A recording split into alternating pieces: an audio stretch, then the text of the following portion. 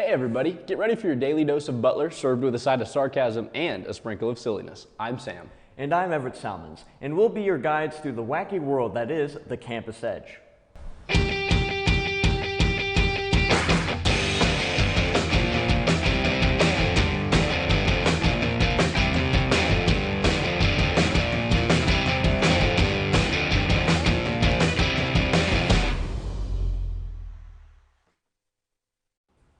Welcome humans, or other terrestrial life forms. We're glad to have you back for another episode of Campus Edge. We sure are. And speaking of other life forms, reporter Tess Hargrove spoke with a special guest about the history of Groundhog Day. A year again where our good old pal Phil Puxatawny the Groundhog comes out of his home and checks on if winter's still here or is spring finally coming. I interviewed with Mr. Phil to see how did the Groundhog's Day come in the USA.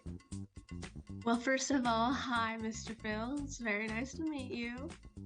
Thank you. I've never done one of these interviews before, so this is going to be really fun for me. Well, this is my first time ever, meeting with a celebrity, so we're both in it for the new times together. Anyways, can you introduce yourself to the audience that doesn't know who you are? Sure. I am Puxatawny Phil, and I'm the famous groundhog that predicts the weather every February 2nd. Oh, wow, that is a very long name. How did Puxatawny come in that? Yeah, I know, it's sure a mouthful. Basically, the tradition of me coming and predicting the weather started in Puxatawny, Pennsylvania, and I guess the people there just wanted my name to be that. But hey, it gives me a unique, so I am chill with it.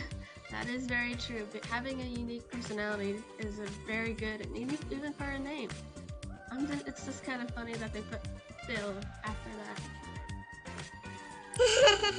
Yeah, it's a little silly, but I like it since it's short and the little kids don't have to say my first name and get really confused. Oh, I bet. Even for grown-ups, it's a pretty hard name to say. Anyways, it's time for the question that a lot of people want to know, even for me. How did Groundhog's Day start in the USA? Oh, for sure, I'll tell you that. But first of all, you're welcome, everyone. I didn't see my shadow, so spring is on its way. Oh, yes. Sorry about that. We are very thankful. This winter has been terrible, and I'm just thankful it's finally getting warmer and we can finally not freeze our butt offs all the time. Oh, I know. The weather has just been terrible, and it's been freezing. Anyways, the tradition of Groundhog's Day coming to the U.S. was that the pagans and early Christians would celebrate the midway between the winter solstice and spring equinox. Germans then developed their own kind of celebration of the midway, and then you would use badgers and other small animals, and if they saw their shadow, the day would be sunny. The Germans then brought that tradition to the U.S. and chose the native groundhog as the forecaster. It's really interesting, actually. Oh, that's awesome. I didn't know pagans and Christians had kind of the similar traditions in what they do. I looked up some things on Groundhog's Day, and it said in Ohio, they have a woolly bear caterpillar that predicts the weather, and if the caterpillar has more orange than black in the autumn, then it means that the winter will be more mild. Well, they aren't the originators, so I think I am still the best forecaster that will ever come.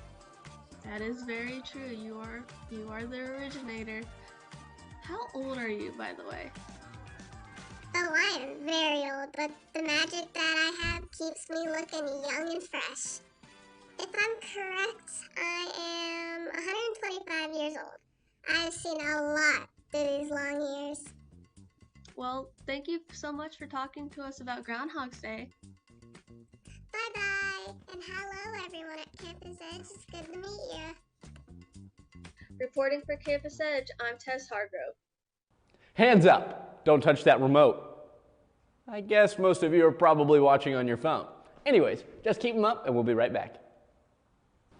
Hey guys, it's me, Isabella Gomez, filling in for Smokey Bear because he's got more to say than just... Only you can prevent wildfires. Like, if you're outside enjoying a barbecue, don't let a hamburger distract you from fire safety. Make sure you aren't dumping your hot coals or ashes onto the ground because that could start a wildfire. So take wildfire prevention seriously and let's save the world one day at a time. Juntos con Smokey Bear, podemos hacerlo. Go to smokeybear.com to learn more about wildfire prevention. Thanks for sticking around.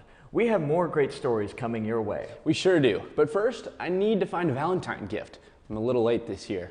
You sure are, but don't worry, you're not the only one. I think reporter Lanie might have some ideas for the romantics who missed the special date.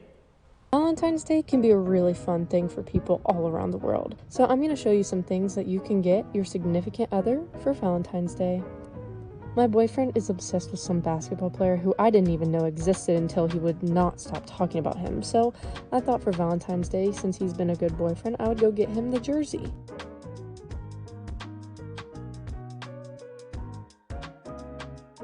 So I thought a cute little love letter could be very sentimental. Yeah, I spent a lot of money on that jersey, so that's why I wanted to add a cute little sentimental gift.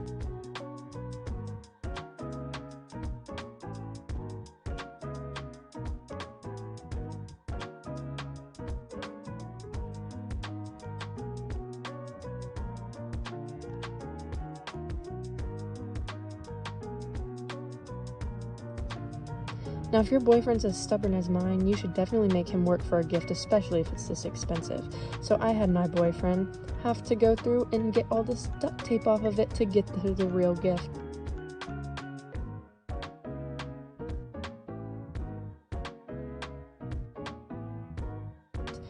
Then I had to ask my aunt for some help so she could actually make me get a cute gift that looks good. So she did some wrapping to finalize the whole gift for me. My name is Lanie Wolf with BCTV and Campus Edge, signing off. That story may have just given me some ideas, but before I buy anything else, I should probably make some space. My closet is getting a little full. You're just in luck.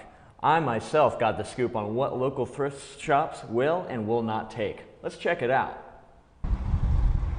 Do you need help cleaning out your closet? Well, we went to local thrift stores to find out more about their donation processes.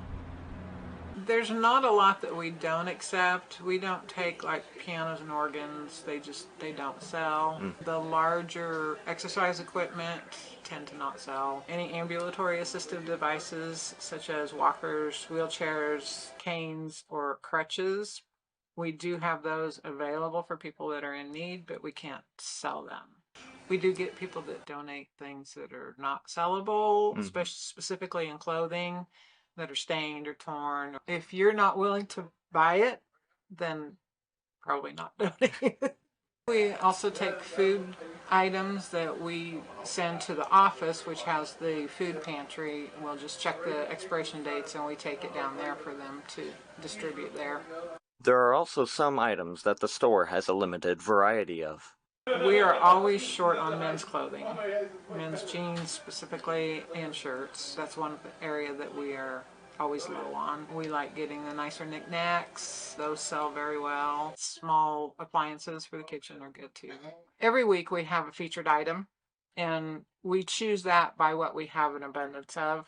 So if we have an abundance of books, we'll do a book sale. And we have an abundance of jewelry, so it's half price right now. With the variety of donated items, there are also some strange donations. We've gotten a prosthetic leg donated at one time. We also had a 1920s electrical shock unit that was donated. When we get the interesting things like the prosthetic leg, it's like, wow. We appreciate the community support that we get and the people that donate and the people that come and shop. We are very appreciative of all of them.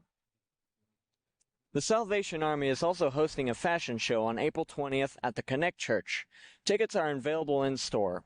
Reporting on behalf of Campus Edge, I'm Everett Salmans. The Campus Edge will be right back, so stick around. Sam White will give us the lowdown on El Dorado hangout dating back in the 1920s. I was your age, I was just like you, fascinated by stars.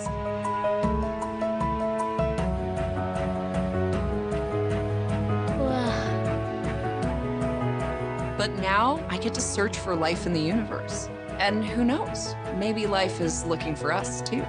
So we're like aliens to them? Yeah. Does anyone want to be a scientist now? I do. Awesome, we need more girls in STEM. Maybe we can find aliens. Welcome back, everyone. Hope you didn't stray too far. If you did, just follow my voice because Sam has all the details of a historical El Dorado hangout that you won't want to miss. Opening a silent movie theater in the 1920s to playing a round of billiards at a modern-day nightclub may have been just the right amount of popcorn to fill the El Dorado community. So it was built in the 20s as a silent movie theater and live action, I guess what you'd call it, like plays. Over time it's kind of changed.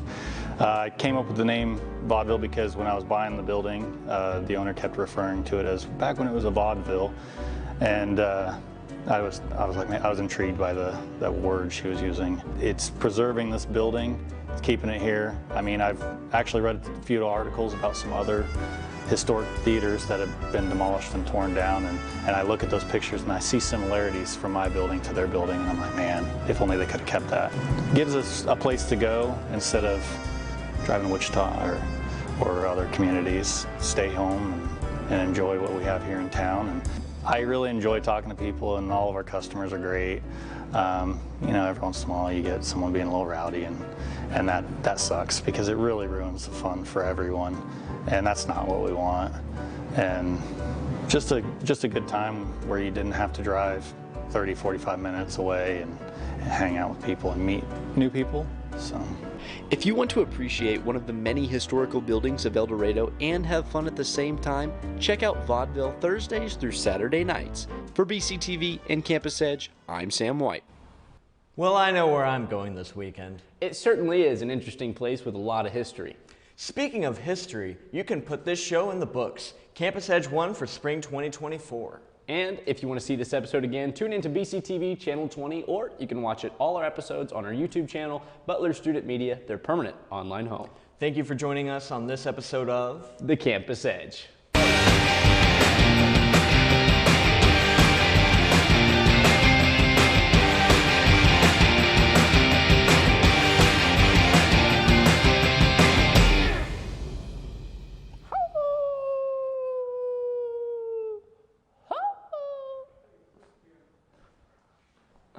Okay, ready?